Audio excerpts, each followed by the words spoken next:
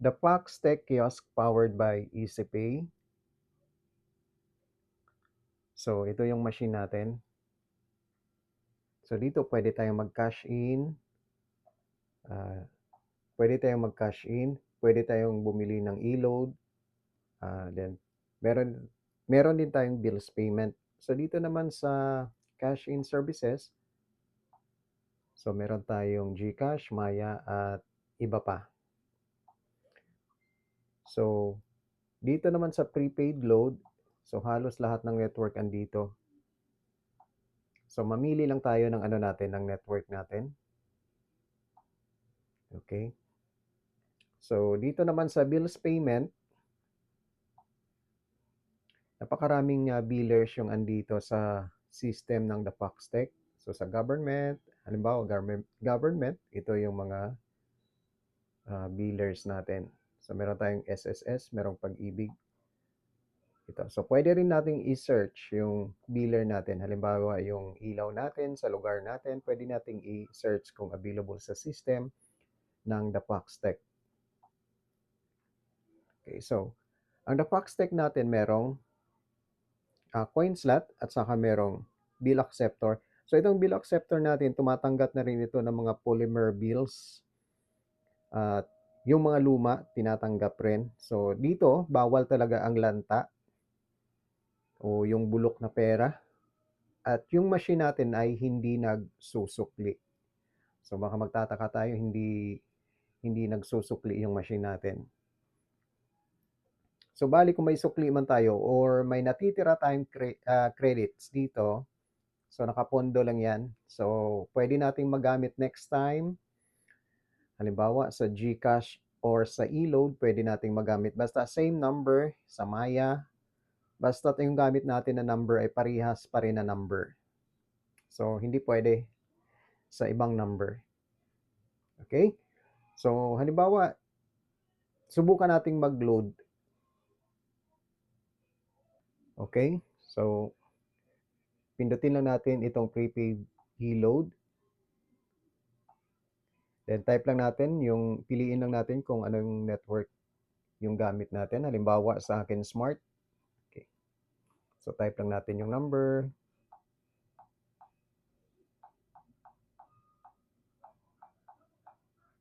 Okay. Oh, mali.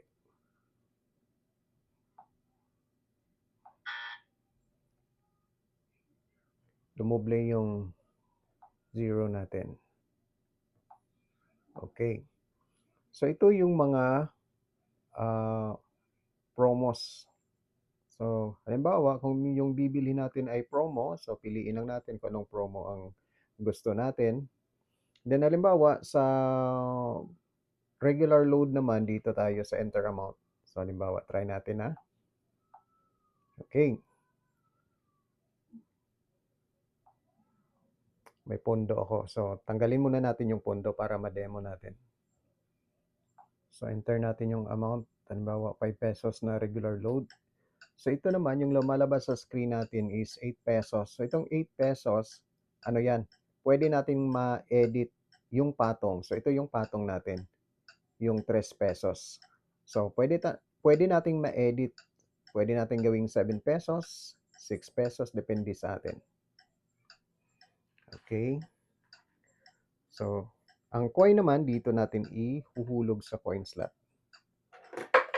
Then, hintayin natin na ma-credit dito. And then, ito naman yung paper bill natin dito sa ating bill acceptor. So, bawal ang lanta na pera. Okay.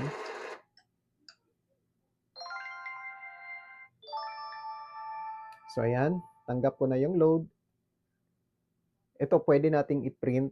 So, kung i-load lang naman yung binili natin, dala naman natin yung cellphone natin, so no need na nating i-print.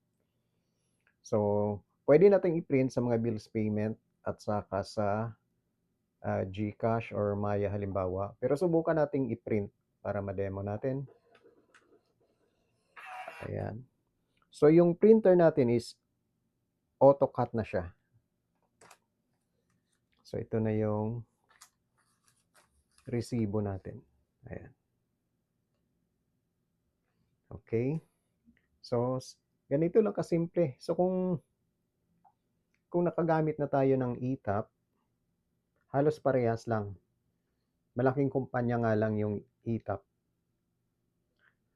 So, dito naman, paano tayo kikita? So, kikita tayo dito sa patong natin. So, pwede nating ma-edit yung patong natin. So, ang ano natin, the Foxtech kiosk natin, once na nabili na natin itong machine, ay meron tayong online portal. So, ito yung online portal natin. Yan. Ito yung online portal natin. Then, meron din tayong application. Yan. So, ito yung application natin. Yan. So, dito natin makikita kung magkano na lang yung balance natin. Halimbawa sa e-load. At dito naman sa cash in and bills. Itong cash in and bills, dito mababawas yung mga bills payment, GCash, Maya. So, dito mababawas. So, ito yung application natin. So, yung application natin, pwede nating magagamit. Halimbawa, wala tayo sa machine, nasa labas tayo, then merong kaibigan natin or kakilala na gustong mag-cash in, magpa-GCash. So, pwede tayong mag-GCash dito, mag-cash in. Pwede rin tayong magbenta ng load dito. Ayan. So, sa cash in, halimbawa, gustong magpa-GCash. So, pwedeng mag-GCash tayo dito. Yan. So, type lang natin yung number and then yung amount dito. So, tuloy pa rin ang negosyo kahit nasa labas tayo. Yan. So, ngayon naman, yung paano tayo kumita, yung sinabi ko kanina. So, ito, pwede natin ma-edit dito. Halimbawa dito, then sa fees and pricing. Halimbawa sa GCash. Yan. So, once na binili natin yung machine, blanco pa ho yan dito. Blanco. So, tayo ang gagawa ng denominations.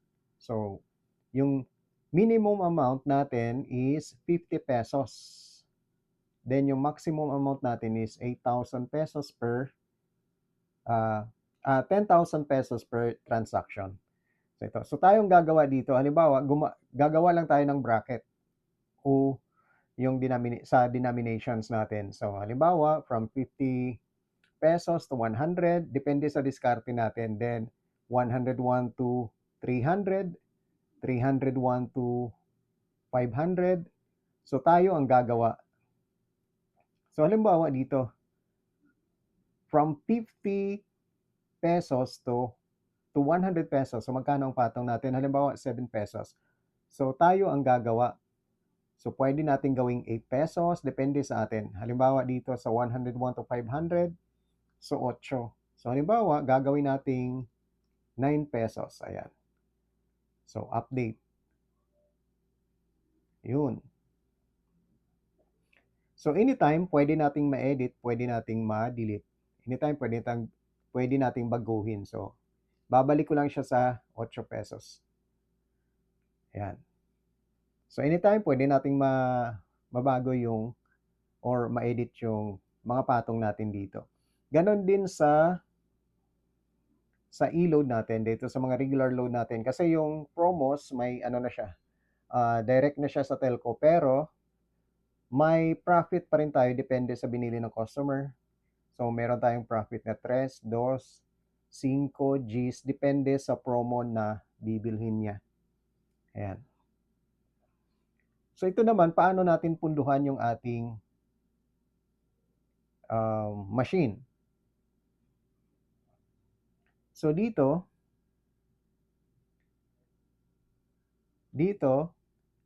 pindutin lang natin yung cash in and bills. Ayan. So, pindutin lang natin yung plus sign.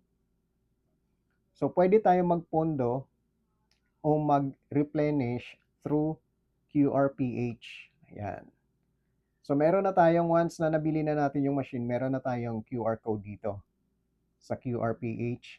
So, halimbawa, from GCash, gusto nating punduhan, so scan lang natin ito. I-open na natin yung GCash app natin, then scan lang natin ito, then enter amount lang sa gusto natin. So, dito naman sa QRPH,